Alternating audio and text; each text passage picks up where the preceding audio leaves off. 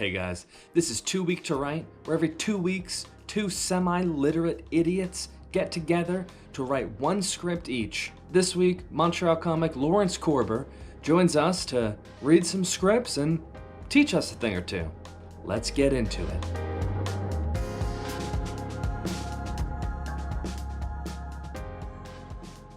For our first time ever, we have a guest joining us.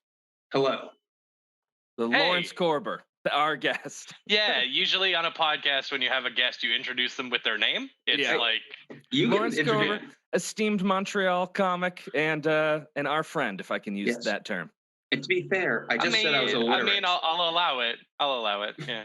I just said I was illiterate. I I couldn't mean, read your name on here. Nah, you're one of the smartest guys I know, Lonstein, so I'm not going to let that slide. That's fucking bullshit.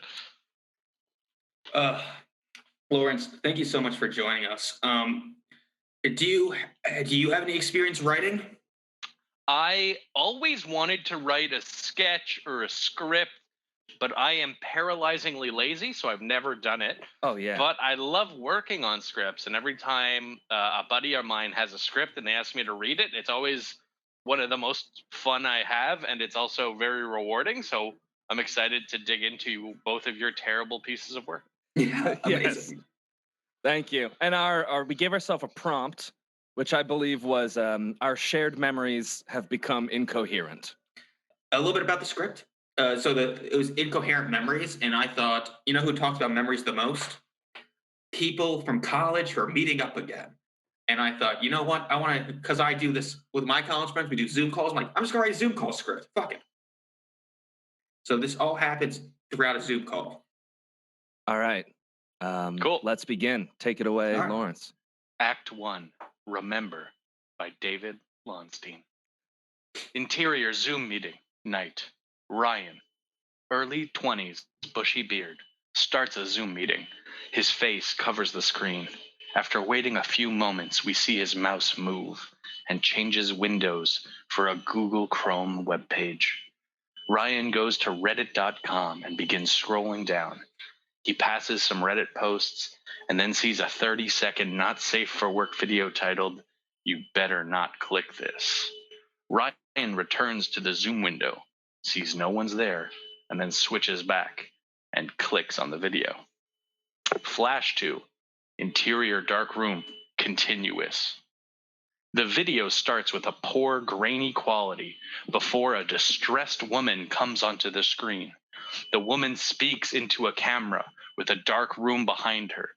She is breathing deeply and has scratches all over her face. "Fuck! You clicked the video! Listen, you only have one chance at this. Turn off the computer now before it's too late. Otherwise," ding. The Zoom login noise is heard, and Ryan exits the video. Flash 2. Interior Zoom meeting, continuous. We see Lisa, early 20s, short hair, has joined the call, and the Zoom window is split in two with each their own respective window. Hey, Hey, how's it going? good. I can't get to the next page. Sorry. Fuck. Amateurs. Amateurs. I just started my new job this week, and I'm ready to celebrate with vodka, Chinese food, and good friends. Why vodka? That's possibly the worst drink to have in Chinese food. What if I use Kool-Aid as a mixer? Are you actively trying to be an abomination? Because you're doing a great job. You're succeeding. Cheers to being a menace to society. Lisa raises a glass of vodka as ding, Taylor, early 20s, ponytail, joins the call. Hi. Oh, Lisa's drinking already? Celebrating. Yes. Glad to see nothing's changed since college. Oh, things have changed. I'm now employed, so now I drink as a reward for my hard work. Rather than having nothing else to do. See, Ryan gets it. How are you, Taylor? Great. Single for 2 weeks and have never felt better about it. Nice. I hated Billy. He always tried to explain things nobody needed explained. Oh yeah, like Interior coffee shop day. And as Billy. we cut, sorry to interrupt, Who else am I besides Lisa? I'm very bad with stage. I already forgot my rules too. Oh, who's the so, demon? Or we're getting there. You're Greg also. All You're right, Greg cool, also. Cool. So I've done random woman, and I also have Samantha circled, but we haven't met her yet, correct?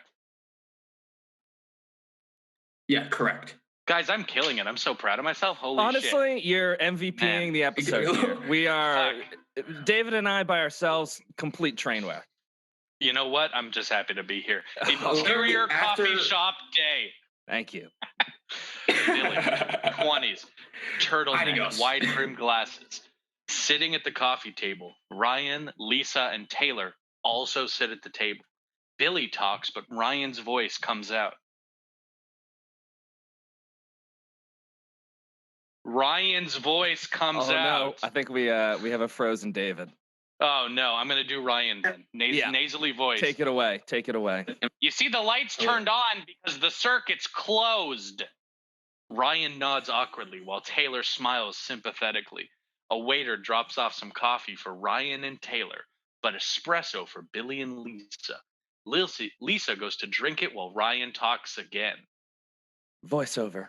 My favorite part was, you see, it's called espresso because in Italian that means pushed out. We're having technical D's here. David, are you with us? Who's Taylor? Taylor got introduced at the end of the last scene, but I don't think we've learned a single thing about her. Not well. No. Putting on my hotspot.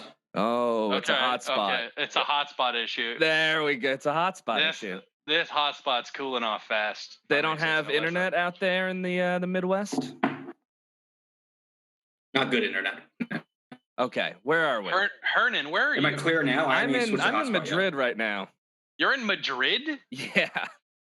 I'm freezing my dick off in Canada, and you're just like whimsically in Spain, you son of a bitch. I had a beautiful walk by the river today. Whimsically. I walked across a Baroque period bridge. Yeah, literally his camera's on. Some woman just like climbed up a staircase on her way to a fucking fairy tale. Unbelievable. Unbelievable. I don't talk to you for your ear. You're on a different continent. Unbelievable. Yeah, I know. My partner's going to school here, and Okay. you know, they canceled stand-up comedy for a year, so Might as well move to Spain. Do I sound better now? Am I here? Yeah. Am I present? Can we pull this off? Is what I was thinking. There's too many. You know, we brought a friend on. The stakes are high. High stakes already collapsed. Instantly, we fail under pressure. Yeah. Who the fuck is Taylor? Can we get this nailed down? Who is Taylor? I know I'm not Taylor. I think I'm also Taylor. I think you're also lost Taylor. in the sauce. You lost Ryan. I took Ryan from you, so now you're Taylor. Yeah. Okay. Where were we? I'll do my voiceover again. Lisa, so we're listening to Ryan. Her. We're listening to Ryan talk, and Ryan sucks. So in my voiceover, I'm mocking him. Oh, my favorite part was, you see, it's called espresso because in Italian that means pushed out. Oh, I have a great one. I heard a lot, but you guys never had a chance to. Interior Zoom meeting continuous. Ding. Greg, early 20s, generic face, joins the call. We have Taylor again. It's 200% harder for a woman to orgasm than it is for a man, so it's not my fault. Aha, working on Ryan's Tinder bio again, huh? Oh, hi, Greg. Oh, shit, I'm both characters. Hi, Greg. And Ryan's Tinder date doesn't have a bio. It's 2 pictures of him with his dog, 2 pictures of him shirtless, and then a takeout menu for sushi. I know what the modern woman wants. Not everyone is lucky enough to get married to a dog food heiress. Hey, I love Ashley way before I realized her family owned Pedigree. I just loved her a bit more afterwards. I can't wait to be in a loving relationship like yours. Or Lisa in that bottle of vodka. Lisa looks up from pouring a glass of vodka. Oh, sounds like somebody is ready to rebound. Do you guys remember Rebound, Taylor? Junior year at Blue Shamrock? Oh, when she drank a fishbowl and challenged all the men in the bar to be the best kisser? Oh, God. Interior bar night. Taylor sits in a bar finishing her drink. She then stands on a bar and yells something from across the bar. Yes, and Paul immediately got all the guys to line up. Paul, early 20s, blonde, stands up next to her and starts yelling and waving and causing all the guys to form a line. While this happens, Taylor steps down from the bar. And then everyone was getting pumped up and we snuck her out the back door. Taylor, led by Ryan and Lisa, leave through a back door in the bar while Paul continues to organize the crowd of overexcited boys. Cut back, interior Zoom meeting, continuous. Ryan and Lisa laugh, while Greg has a small smile on his face. Taylor blushes in embarrassment. That's not funny. I just had broken up with Eric and you guys took me out. I was known as Ghost Girl until the end of the year because of that night. Ghost girl? Yeah, because she ghosted 10 guys in one night. Lisa, Greg, and Ryan laugh as Taylor looks mortified. Ding ding, Samantha, early 20s, curly hair, and Paul join the call. Hey everybody, sorry I'm late. Ditto, had to take Bailey for a walk. It's okay. We were just talking about the last time Taylor was here on Rebound. At the Blue Shamrock, I almost got my ass kicked that night because you guys left me alone with 10 horny guys. How's that different from most nights you go out? Usually they're horny for me, not Taylor. Ryan, Lisa, and Sam laugh while Taylor looks mortified. I said I was sorry 100 times. Plus, I made it up to you. I basically took physics for you. I thought Greg did that. No, it was me, because I just reused my notes from the semester before. Well, either way, it's better that time than he asked us to sneak him his calculator during his math exam. Oh, yeah. I remember that. Really? I don't think you were there for that. Exterior college building day. Ryan is on all fours with Taylor on top of him trying to hand a piece of paper to Paul, who is standing by the window. Yeah, I'm pretty sure it was Ryan and Taylor outside the window handing me a piece of plastic while Sam distracted the teacher. Interior college building continuous. Samantha looks distressed and is in near tears talking to the professor. Lisa voiceover. What did you even say to distract him? Samantha voiceover. Oh, I told him I was single mother and my toddler went missing. I was asking if he saw him anywhere nearby. Hey, time out, guys. Why are you saying voiceover? If we see on the script it says voiceover. I David did it, so yeah, I did it. I was like, I'm missing a thing. I got concerned that if we put this out and someone was listening to it on audio, that they would get totally lost with 3 people trying to do 7 characters in voices.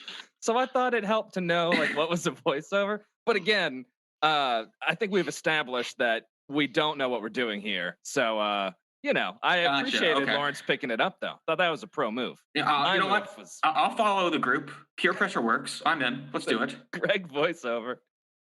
Yeah, see, I remember that. I was in the class as well. I sat in the back. We see Greg sitting in the corner of the class watching everything happen with a smirk on his face. Interior Zoom meeting continuous. Paul looks at the side as if he's thinking. Maybe? Paul? I don't really remember that. Well, either way, I know it was the day I realized Sam is truly the most manipulative and evil person I've ever met.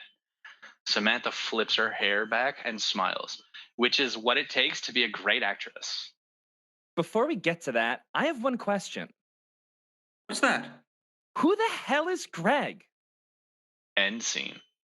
Okay, end of Act 1. 2. This is a bold statement. Now, do we go directly into Act 2, or do we cut halfway and we're talking about Act 1? Oh, we can talk about Act 1, and we probably should. You have any thoughts on it? I mean, I would like to hear now that because this is for me, I imagine the first time you've heard it acted out or written out. Mm-hmm. Yeah. So how does it feel? Does it come out the way you intended it to come out when you wrote it? As I'm learning, the more and more I have my friends do table reads with me and read through my stuff, I am terrible at grammar, and I just put the wrong words in places more than I should. But yeah, no, this is kind of going out what I want, the energy of it. Basically, a few people getting around, getting in a group, just reminiscing, talking about things, joking around. And then at the end, someone's like, yeah, who the fuck's this dude? I like that. So two things. If you're talking about the grammar being incorrect, I don't see that's fundamentally a bad thing, because people in real life, when they speak, have poor grammar. They fuck Oh, things I'm talking up. about the scene heading, the scene Oh, description. I'm okay, yeah, that's inexcusable for sure. That's a Yeah, no, I'm fucking just mess. literally illiteracy once again coming back and biting me on the ass. It's terrible. What else I would have said is, if the premise of this piece is everyone's shared memories being different, so everyone's perception of the same events are different, what I would do is I would kind of flesh out the characters, because right now we have like hairstyle glasses, which isn't a lot, right? But then again, that's a casting thing that you can do later. But then again, what I would Mhm. do is, if you have something that you're remembering, like I'm giving a piece of paper, and then when they receive it, you can kind of mention in that it's something different. So it's not a piece of paper, it's a calculator. Or he was sitting in the back of the class and you see him sitting in the middle. Or you just see Yeah. visually that the way people are remembering things is different from the way they're narrating things. So that's a way to kind of push the emphasis that the perspective of the character is different from what actually happened. So the voiceover is their memory, I and the action is what actually happened in reality. I like that a lot, and that's kind of perfect because I just made some complete errors in scene description versus voiceover. So I'm just going to use that. No, that was my intention. Yeah, it's actually supposed to be wrong. So thank you. Yeah. That is actually the best bit of advice that has ever come across in one of these conversations. I did not expect to get real tips today.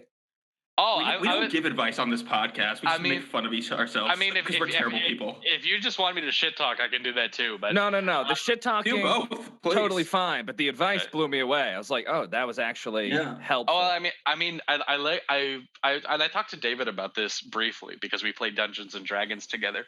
But just like anytime someone sends me like a script or a narrative, I just find it so interesting to like play around or ask questions Mhm. or try to make people like think about it another way. Like, it's something I never really thought about, but like I need to like figure out like how to start writing scripts or being a script doctor or just doing things, like just kind of find it so interesting. And even if it doesn't go anywhere professionally, like I just find it really rewarding. So this is fun as shit, boys. Don't Yeah. even worry. Okay. Yeah. Oh, Let's keep it awesome. moving. All right. I don't want to All take right. So all of Lawrence's day. before we start, Act Two. Yep. Basically, only ends after this. I wrote a little bit of Act Three, but we're just going to end after Act Two because Okay, cool. I have a lot of work on Act Three to do. It seems That's prudent. fair. 16 Act pages might two. be a lot for this format. Yeah. Yeah. Or you know what? I think if you guys want to like edit this and keep this to a short podcast, what you Yeah. could do is you could do like the first act of a piece or one act of a piece, if it's Act Two or Act whatever, and then that'll give you guys more breathing room to actually like kind of work on Yeah. things. Right? Yeah, that's a Yeah. good point. But then Well- anyway, you guys can edit it however you want. So do whatever you need. We'll Yeah. do this and see where we're at for time, for if we do the No other problem. one. Yeah. Cool. Act 2, Interior Zoom meeting, continuous. Ryan, Taylor, Paul, Greg, Lisa, and Samantha are in the Zoom meeting in their respective windows. Everyone has a confused look on their face. What do you mean? I mean, I don't know who this Greg guy is. I've never seen him before this call. Huh, what a random bit. Why are you pretending you don't know Greg at all of a sudden? I did grow my hair out. A few members of the group chuckle, but Lisa has a serious look on her face. I'm not pretending anything. You guys are acting all friendly with him, so I assumed he was a friend of one of yours. But then he said he went to our college, and I've never seen him before in my life. Lisa, did you have too much to drink already? Greg's our friend. We've known him for years. We hung out all the time in college. When? Name one time I've ever been with him. What about Ryan's birthday party? Exterior, baseball stadium, day. The entire group are sitting in a row in the stands. They're drinking beers, eating hot dogs, and cheering. Greg is seen sitting at the end of the group near an aisle. Taylor, voiceover. Wink at my friends. We all Yeah. went to a baseball game and got thrown out because you and Paul got too drunk. Interior Zoom meeting continuous. Okay, one, I don't remember anything about that birthday because it was $3 beer day. Two, I have a photo of that day and there is no Greg in it. I mean, look. Lisa shares her screen, revealing her screensaver is a photo of the group at the game, except Greg is not there. Greg scoffs. Come on, Lisa, enough of this. I was obviously there. I took the photo. Yeah, why wouldn't he be at my party, Lisa? I don't know. I've never met him. Lisa takes a breath. Okay, let's try it this way. Raise your hands if you're friends with Greg. Everyone in the group raises their hands. Okay, great. Where did you meet him? College. Okay. What's his phone number? Who the hell remembers phone numbers? Fine. Do you have his number? Yeah, of course. Paul pulls out his cell phone and starts going through it. Samantha follows suit. After a few moments, he looks up. This is embarrassing. Greg, what's your last name again? Isn't it Ross? I thought it was Fuller. You told me it was Avery. Paul looks up from his phone. I don't have any of those names in my phone. See, isn't this a little fucked up? Also, he hasn't spoken or moved in like 2 minutes. Greg stares into the screen for a few moments before cocking his head and laughing cruelly. Okay, I'm starting to get uncomfortable now. Is you starting to? Ryan, kick him from the server, said Paul. I'm trying. It's not working. Ryan's mouse is seen trying to kick Greg from the chat, but the option is grayed out and unclickable. It's too late now. I'm here to stay. A montage of earlier flashbacks, but Greg is missing in each of them. Flashback. Interior Zoom meeting continuous. Everyone in the group is looking concerned and uncomfortable, while the light in Greg's window dims and his face becomes paler. Who are you? I'm what you'd call a demon. Your friend Ryan released me by clicking on a cursed video. Ryan, what the hell? Oh, come on. Like, a video is going to release a demon, and you don't trust somebody that just called itself a demon. Oh my God, I can't take this anymore. I'm hanging up. Same here. Oh, I don't think so. Greg waves his hand. Every other person in the call sits straight up and their arms to their side, seemingly against their will. Anybody just lose control of their body? Oh my God, this isn't happening. This isn't happening. What do you want? Simple. Now that I've gained entry into your minds, I just need one of you to give me permission to take over your body. Why the hell would we do that? You won't die like the others. Sure, I'll have your body, but your soul will perish knowing your body will be ruler of Stavanger. Paul attempts to yell, but is unable to make a sound beyond normal speaking volume. What is Stavanger? Are you so terrified that you don't remember where you are? Beat. Well, we're not in a place called Stavanger. Don't lie to me, mortal. I know that's where this computer is located. Whose computer? Because my computer's in Pennsylvania. Don't tell that demon where you are. It's a big state. Greg's eyes are starting to glow red, and we see his chat window getting even larger. Why does the computer tell me you're in Stavanger, Norway? Oh, that might be my VPN. Greg's chat window returns to a normal size. You're what? VPN. It protects your computer safe from data theft, like bugs and I guess demonic possessions. It protected you from nothing. Just because this network's in another location doesn't mean you're safe. Actually it does. The VPN doesn't really exist on his computer, so you really only exist until his chat ends. Well, then turn it off. If he does that, we lose connection and you will probably get deleted. Taylor! What? I think they're upset you stopped the demon from deleting himself. Oh, my bad. Greg's eyes flash red and his voice becomes deep again. Enough. If I cannot escape here, I will simply have you be stuck forever with me. Lisa, Samantha, Paul, and Taylor look concerned while Ryan looks embarrassed. Well, that would be true if I ever upgraded my Zoom. You still haven't upgraded? I told you to do that earlier this week. I forgot, and it looks like it's a good thing I did. Oh, bullshit. Don't use the demon as an excuse anyway. It's your fault it's here anyway. I clicked a Reddit video. At worst, I thought it was going to be porn. Not important right now. Let's yell at Ryan later when our lives aren't at risk. Greg looks defeated in his window. Your lives aren't at risk. Donk. What do you mean? I can't really do anything else. All my power went into holding you to the computer. It'll wear off in 10 minutes. Why should we trust you? You're a demon. Because I just learned I'm going to die because a moron was smart enough to protect his computer from viruses, but not smart enough to upgrade his Zoom. Hey. No, I get that. So now what? Everyone looks up at each other, lost at what to say or do. Finally, Paul speaks up. So, what's it like in hell? End scene. End of scene. Yeah. Woo! Boy, that was I kind of got on the roll at the end there. If I could say that. Yeah, no, that was good. It took me a bit when we started reading. It took me a bit to understand what was happening with all the cut back and forths. But once I was like, oh, okay, I get the formula here. Then it was smooth. Yeah, very flashback, like, oh, we're remembering things. They're sharing a flashback type of thing. Now you see what I was getting at. He's a fucking demon. He's there manipulating his memories. Gotcha. And I made this whole thing as just one large advertisement for us to get VPN sponsors. Do you hear that? NordVPN, please sponsor us.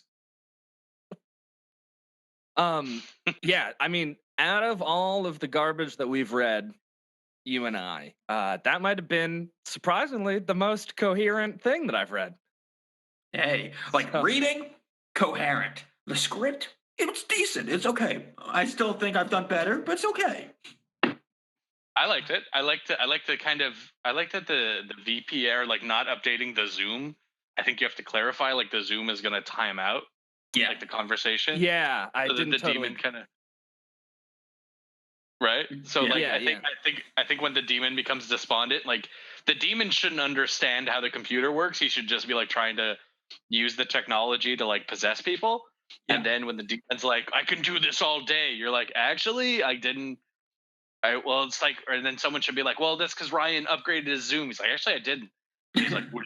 And then the demon should be like, what do you mean? Like, oh, I was going to time out in 11 minutes. He's like, what do you mean timeout? Be like, oh, it's a free version, so like it's gonna close. Exactly what I was trying to go for. You actually expand on that a little more. Yeah. So that way it's kind of clear, and then you can have a moment where kind of the tide turns and the fear subsides back into comedy. Yeah. Where it's like, what do you mean? He's like, oh yeah, no, you can hold this here for 11 minutes. But I'm gonna ask you, let me go because I really have to pee. Like I'm go. Yeah. No, I'm talking about the character. Oh, okay. God, held to Lawrence, the chair. You're such a good actor, Lawrence. You got us. Oh my God! Stop it. Oh man. Yeah. What would you do with an Act 3 in this? I know you said Act 1, Act 2, but it seems like we've reached the end of the skit here. Yeah. So the first act was just like getting oh, what is this? Just a Zoom call. Second act is actually built up something scary. Third act is like, oh, we are trapped in a room with demon. Well, what would you do if you know you're not in danger? So they're just gonna ask him questions, and slowly I was going to return back to the Act 1 format where the flashback demon's like, guys, it's a little rude to have memories when I'm just not involved with them. Kind of just really feel alienated right here. Okay. Because if you ever hung out with two people who are college friends and you're not and they just remember things, you're like, guys, come on, really? Like, I'm right here. I was not involved in any of those. Yeah, no. I liked the whole setup. Yeah. No, I was a fan of it. I wish we had more voices to do it better justice. But I wish me and you were able to do more than you were able to do multiple voices. I wish I was able to go other than slightly higher David, slightly lower David.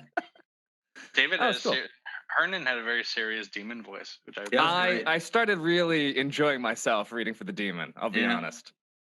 The demon had some good. Let me see. I actually liked the demon's lines the most. Once we got into the demon talking about possessing people, I thought you had really hit a nice kind of it was a nice scene and the writing was nice. Yeah. And I think what would have been cool here is before he realizes that he's lost or miscalculated, I think the part where he's cocky, it needs to kind of ramp up a bit more.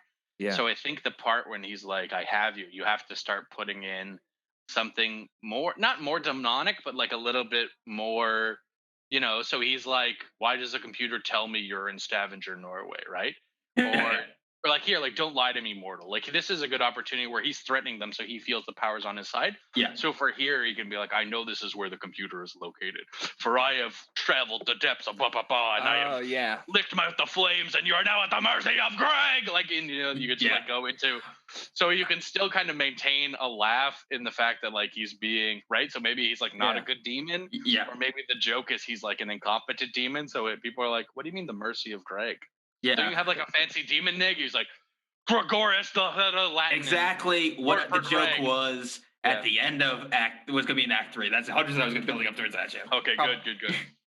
Because that's why I'm naming him Greg, because I don't know what keeps happening. I've written a couple scripts, and every script, the guy we make fun of, or the enemy, tends to be named Greg. I have nothing wrong. I know no Gregs I hate. You got after Greg.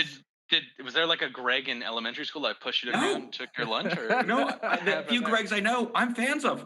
I get along with well. I don't know why I keep choosing Greg as a bad person. Well, hot damn team, we made it to the end. Tune in next week where we'll read my script about two kids finding out their parents are reptiles from outer space.